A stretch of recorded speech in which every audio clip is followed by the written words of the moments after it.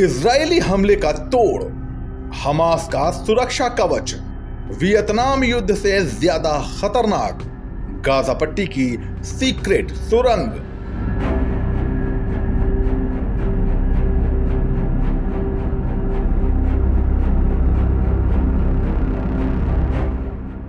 Hamas के आतंकियों के जवाबी हमले से इजराइल हिल गया है। इजरायली डिफेंस फोर्स आतंकियों पर जवाबी हमला कर रही है। गाजा पट्टी में मौजूद आतंकियों के खात्मे के लिए हवाई हमले हो रहे हैं। कहा जा रहा है कि जल्दी ही जमीनी कार्रवाई भी होगी, लेकिन हमास के आतंकी इतनी आसानी से खत्म होने वाले नहीं हैं। हमास के आतंकी बिलों में छिपे हैं। दरअसल हमास ने एक सुरंगों के नेटवर्क के जरिए अंडरग्राउंड शहर बसा रखा है। पूरे गाजा में इसके दर्जनों एक्सेस पॉइंट हैं। हमास के आतंकी इन सुरंगों में छिपते हैं। इसके अलावा वहां वो हथियार भी रखते हैं। कुछ सुरंगें गाजा पट्टी से सीधे इजराइल सीमा के करीब तक आती हैं। इसी वजह से दक्षिणी इजराइल की सीमा पर रहने वाले लोग हमेशा हमले के डर में रहते हैं। महंगी सुरंग, नागरिकों पर सितम। हमास घनी आबादी वाले इलाकों के नीचे सुरंग बनाकर गाजा की फिलिस्तीनी आबादी का शोषण करता है।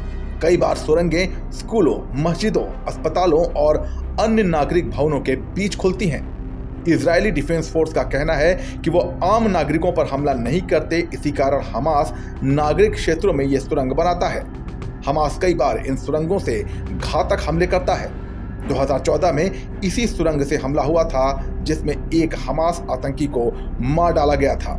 मगर इस बात की खबर है कि इस बार अगवा किए गए 150 से ज्यादा इजरायली बंधकों को हमास ने इन्हीं सुरंगों में रखा हुआ है, ताकि इजरायली सेना की जमीनी कार्रवाई के समय उन्हें ढाल की तरह इस्तेमाल किया जा सके।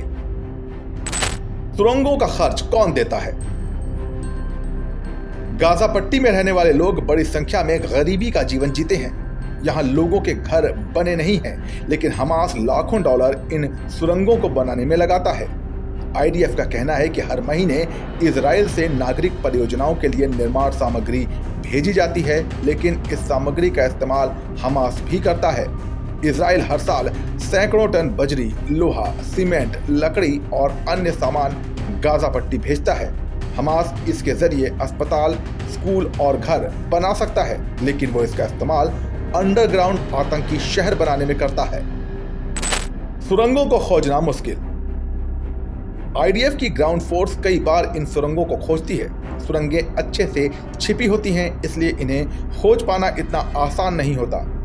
जब भी कोई सुरंग इजरायली सेना को मिलती है तो वो उसे पूरी तरह से तलाशी लेती हैं। उसके बाद उसे ध्वस्त कर दिया जाता है। सुरंगों का इस्तेमाल आतंकी कश्मीर में भी करते रहे हैं। कई बार पीओके से घुसने वाले आतंकी हमला करने के बाद सुरंगों में छिप जाते हैं। हालांकि उनकी सुरंगें हमास की तरह एडवांस नहीं होती। वियतनाम युद्ध के सुरंगों की याद। गाजा पट्टी में बनी सुरंगों की तुलना वियतनाम युद्ध के दौरान इस्तेमाल की जाने वाली सुरंगों से भी की जाती है, जिन्हें कुचिंग सुरंग के नाम से जाना जाता है। कुचिंग की सुरंगें साइगोन के 70 किलोमीटर उत्तर पश्चिम में वियतनाम में बनी हुई थी। इन सुरंगों की कुल लंबाई करीब 200 किलोमीटर से अधिक थी, लेकिन अब केवल 120 किलोमीटर की सुरंग ही बची है। वियतनाम युद्ध के दौरान इन सुरंगों का निर्माण किया गया था। इन सुरंगों में अस्पताल, रसोई, बेडरूम, मीटिंग रूम और कई कमरों के अलावा हथियारों के भंडार रखने की भी सहूलियत थी। 1968 में इन सुरंगों के चलते ही अमेरिकी सेना को वियतनाम में करारी हार का सामना करना पड़ा था। इस खबर पर आपकी क्या राय है, हमें कमेंट सेक्शन में बताइए और देश दुनिया की खबरों के लिए बने रहिए जनसत्ता के साथ। नमस्कार।